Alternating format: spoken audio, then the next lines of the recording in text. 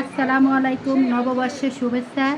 এই যে সকালে গরম ভাতের লগে সবাই খায় পান্তা ভাত, আমরা খাই গরম ভাত, আলুর ভর্তা, ডিম ভাজি।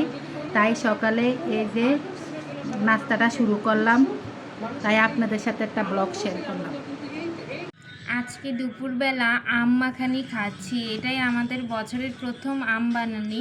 তো আম বানানিতে আমরা কি কি দিয়েছি তো আপনাদের সাথে শেয়ার করি। এখানে আছে কাঁচা আম, শুকনা মরিচ, দুধের গুঁড়া আর একটু চিনি।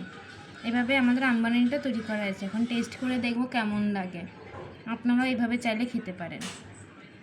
দুপুরবেলা ছেলে মেয়েগুলারে শসা, টমাটো, পেঁপে কাইটা দিছি।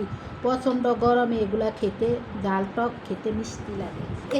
আজকে দুপুরে এই যে সাজনা দিয়া, তারপরে ঢেঁড়স দিয়া, তারপরে এই যে কড়াইয়ের মধ্যে আলু, পেঁপে, ডাঁটা, শসা এগুলা কেটে নিচ্ছি।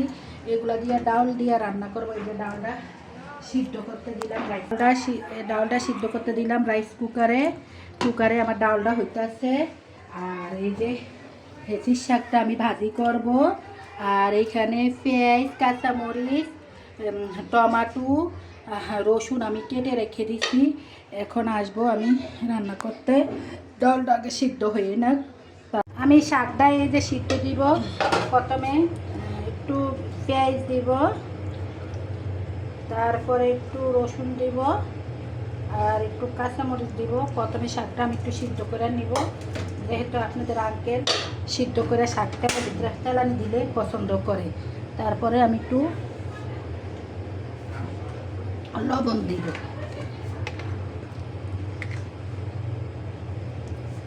এক চামচ লবণ দিব।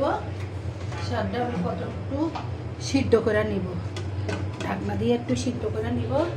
আর এগুলার মধ্যে আমি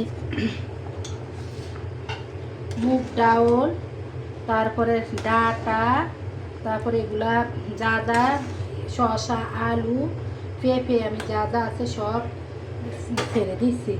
আর এগুলা দিব আমি পরে দিয়েই,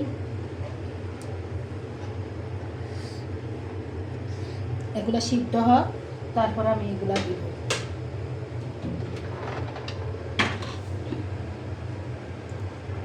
আমি এখন সবজিটা বাগার দিব, রসুন, পেঁয়াজ, সবজিটা বাগার দিব।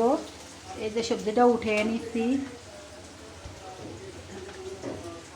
আর শাকটা সিদ্ধ করে নিচ্ছি, শাকটাও বাগার দিব পরে।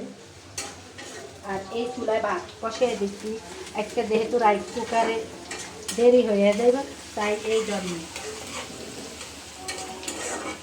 শাকটা হয়ে গেছে, তেলের ভিতরে ভাজলাম শাকটা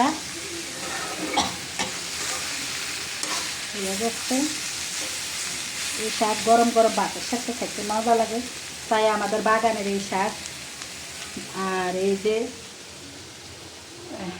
ইয়ে করে রান্না করলাম, সবজি রান্না করলাম, 5 ফোড়ন দিলাম, ফোড়নের মধ্যে এখন ধনিয়া পাতা দিব পরে।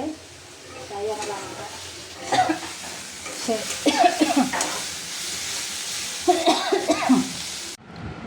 রাত্রে ডিনার করতে বসলাম। এই যে দুপুরবেলা সবজি, তাই এই যে সবজি দিয়ে তাড়াতাড়ি একটু ভাত খাবো, খুব খিদা লাগছে, তাই আপনাদের সাথে শেয়ার করলাম। আর আমার ভিডিওটা যদি ভালো লাগে তাহলে একটা লাইক দিবেন, একটা কমেন্ট করবেন, একটা সাবস্ক্রাইব দিবেন। ধন্যবাদ সবাইকে, পাশে থাকবেন।